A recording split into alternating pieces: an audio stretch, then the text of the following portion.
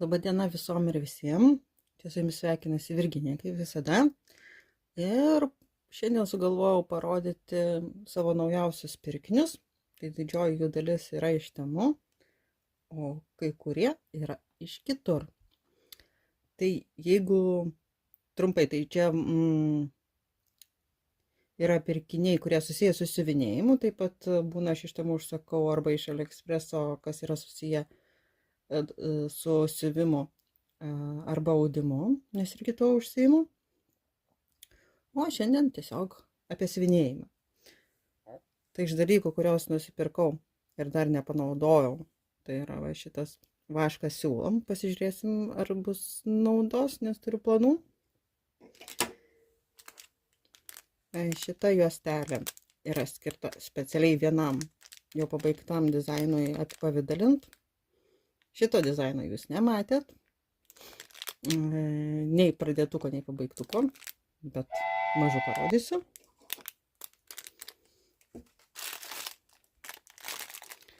Čia yra įvairiausi metalikai, metalizuoti siūlai.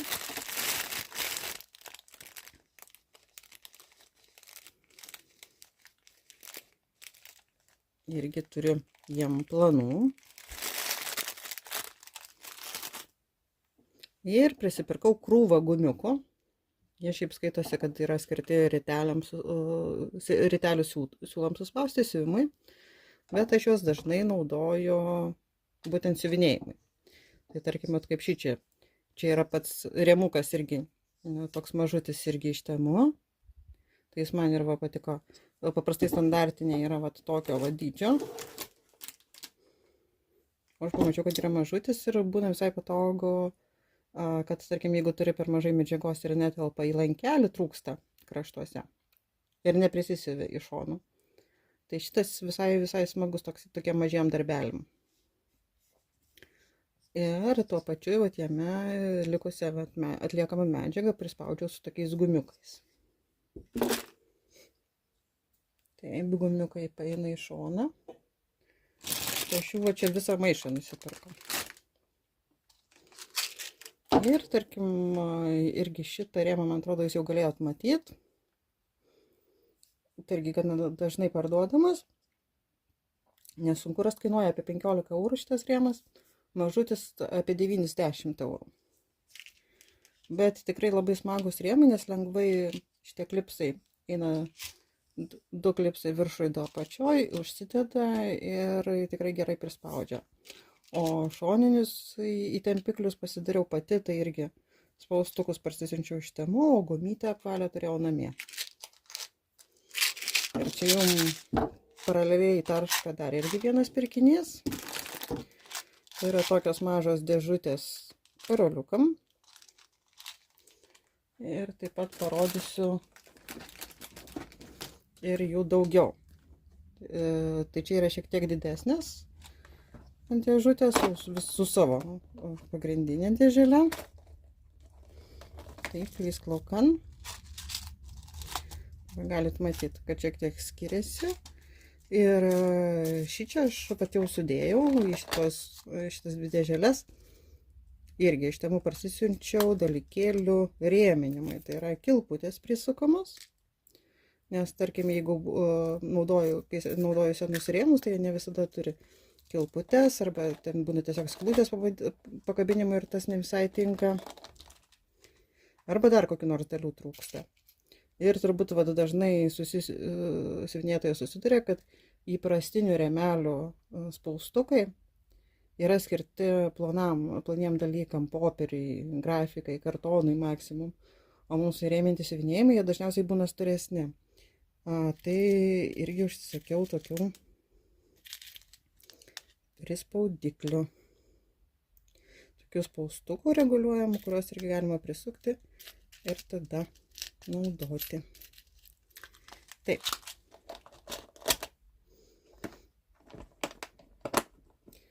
Čia viskas užsidaro. Kadangi yra dar vienas rėmas išrinktas, tai galiu parodyti, kaip atrodo dalis. Didžiojo, čia šiek tiek šokinėjom pirmyn atgal, bet nieko tokio gal. Tai irgi yra iš kietmedžio pagaminti šitie jau sukimo velenai. Šoninės dalis. Vienintelis trūkumas yra šito rėmo, kad nesireguliuoja dydis lauko. Tarkim, kad jeigu mes čia turim, vat tokį dydį, mes jo aukštį mūsų siuvinėjimo, tai mes jo negalim padaryti mažesnio. Nes šitie pagrindiniai velenai įsideda tik į šitas vietas. Šitas vietas yra papildomam reguliavimui. Ir kitaip nesireguliuoja. Bet galima kombinuoti, pavyzdžiui, gumikai skraido, šitą su šituo. Tai tarkim, jeigu mums reikia platesnio darbo, bet mažo lauko, tai mes galim pasiimti šitą rėmo dalis. Ir atvirkščiai. Tai va, klipsai. Kaip atrodo patys klipsai.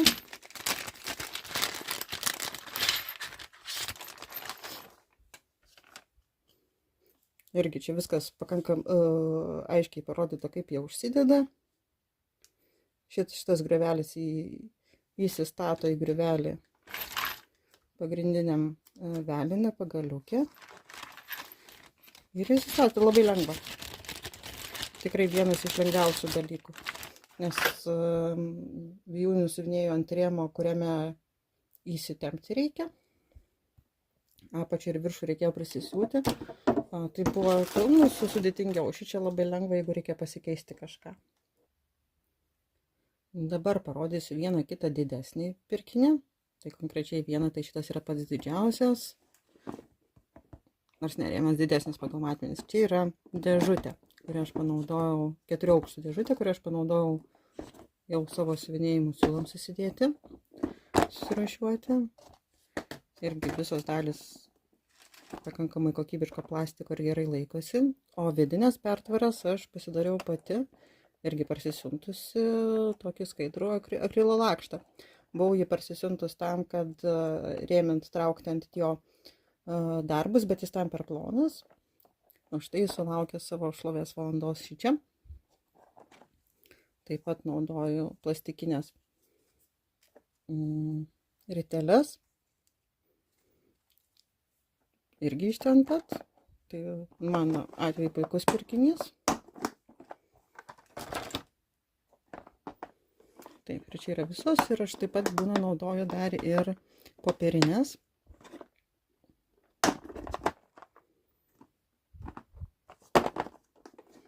Bet jos yra pasislėpusios kažkur kitur.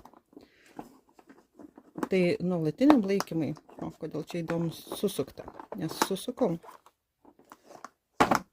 Turi būti visi numeriai iš eilės. Tai šitą dėžutę pirkau tam, kad tilptų visa dėmesio siūlų gama.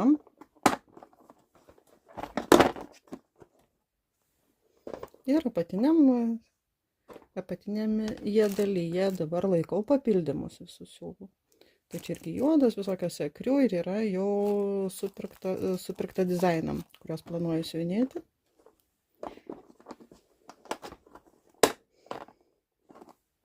Taip.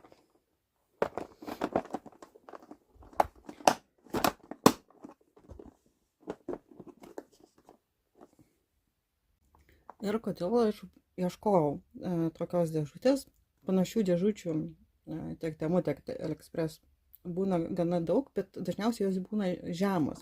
Skyreliai būna žemi, o aš ieškojau tokio, kuriame ritelis tilptų vertikaliai. Nes aš susirašau numerius viršutinėme dešinėme kamputyje ir tada man viskas aišku. Man reikia kažkokios spalvos. Štai jinai. Tai va. Tai labai džiaugiausi, kad aš ją radau ir labai gerai naudoju. O dabar dar truputis naudingų arba gražių smulkmenų, kurios mums praverčia siuvinėjime. Tai kartais būna žmonės ieško žiedų vadinamiem flostegam, siūlų kortelėm. Tai irgi jas galima rasti tenai ir mažesnio, ir didesnio diametro, kokio reikia. Ir pačių kortelių galima rasti. Šitas su širdelės formos, tai aš pirkau šiaip tai rankdarbių parduotuviai. Tai irgi labai mielus. Ir vat, visokių tokių dėžučių, kurias aš, bent jau man praverčia. Kartoninės rūšiuoklės, be nieko. Tai irgi pakankamai gero kokybiško kartono. Ir aišku, iš visokių mielų niekučių, kurie vadinasi lipdukai. Nuo praėjusių metų pradėjau vesti siuvinėjimo dienoraštį ir šie metam nusipirkau naują. Tai čia iš Čiurlionio kolekcijos. Tai čia jau ne iš Temu. Haha, čia buvo labai juokinga. Ir naudoju įvairius augalinius lipdukus. Tai susirašau, tarkim, kokius darbus, su kuriais darbais perėjau į 25 metus, ką nuveikiau 24 metais ir taip toliau. Ir kas mėnesį maždaug pirmam priešlapį mėnesio susilipdau, apie ką man turėtų būti šitas mėnesis, su kuo jis man asocijuojasi. Taip, tai čia to vasario, tarkim, kur yra vasario? Sausį pirkiniai, tai va. Vasaris, ką mums žada vasaris? Maždaug gal pamiegokim, sako vasaris, maždaug šalta, tai va Lietuva ir buvo žiema vasarį ir taip toliau. Tai aš irgi siunčiausi įvairiausius lipdukus, tiek permatomus, tiek nepermatomus. Šitie tokie skaidrus. Šitie lipdukėliai yra šiaip skirti nagam dekoruoti, bet kadangi mano užrašinėse būna ne tiek daug vietos, tai vat smulkus visokie kartais labai gerai tinka. Čia irgi, tarkim, gabaliukas mažas, pas mane yra, va čia mažai ir čia mažai. Man reikia mažų lipdukų. Bet yra įvairiausių. Irgi ir visokių vabalėlių, ir elniukų, ir drugelių, ir žvėrelių, bet ko. Jeigu kas siuntėtės, tai tikrai esat susidūrę.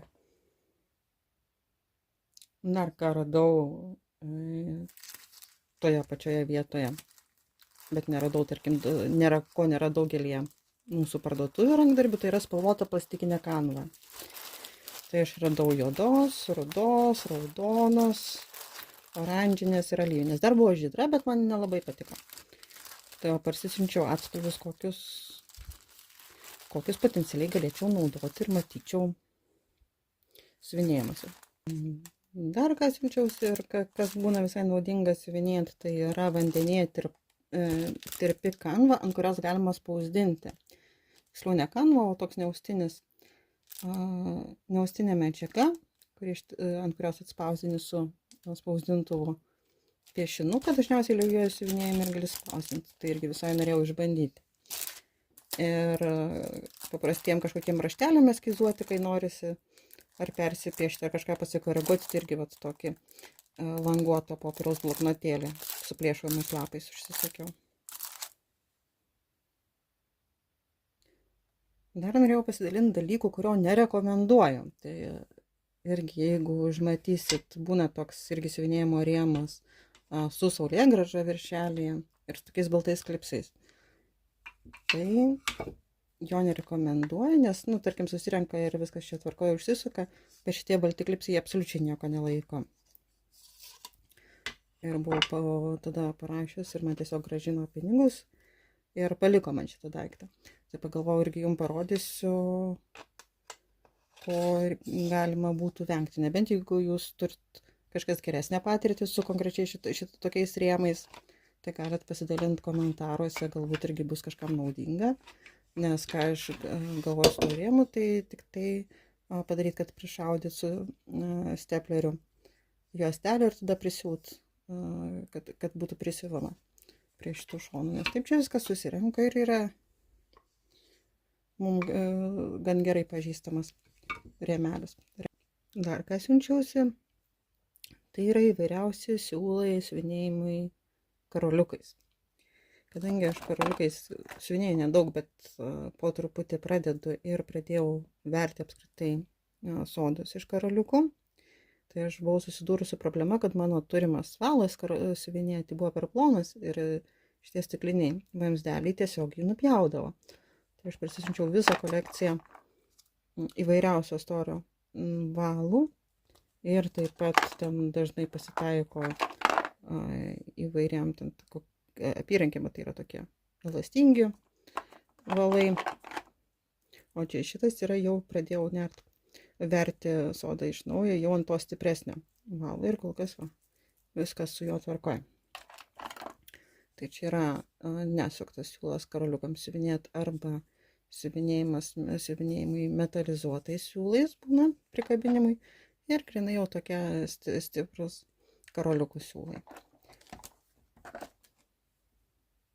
Dar kitas dalykas, ko neparodžiau, bet manau tikrai yra vertinga, tai yra rėmelis kvadratinis, tai irgi filmuoju iš rankos, tai irgi atkeliavo tokioj dėžutėj į burbuliuką ir dar papildomai įpakuotas. Irgi tokia melsvai žalsvos spalva su bronziniais ir auksiniais tokiais, bronziniam ir auksiniam detalėm. Irgi iš antros pusės viskas tvarkingai. Yra ir pakabinti, ir pastatyti galima. Paėmiau šitą rėmelį dėl to, kad jis yra kvadratinis ir toj pasižiūrėsim, kokio dydžio darbelį jį būtų galima rėminti. Tai va, 15 ant 15 cm turėtų būti. Tai jeigu kas ieškosit Milhilam, tai žinokit, kad irgi galima rasti.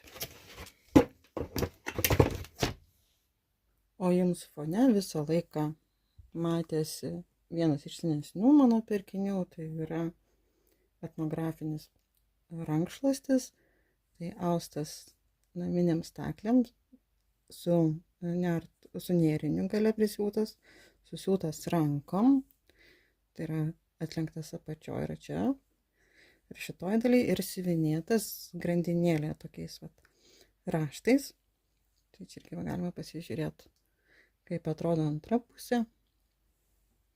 Tai iš esmės aš jį pirkau vien dėl tų raštų, nes jis toks šiek tiek jau nukentėjęs, turi dėmelių, turi įplėšimų, bet pats raštas man pasirodė fantastinis ir dėl to nusprendžiau įsigyti ir tuo pačiu dabar ir jums parodyti.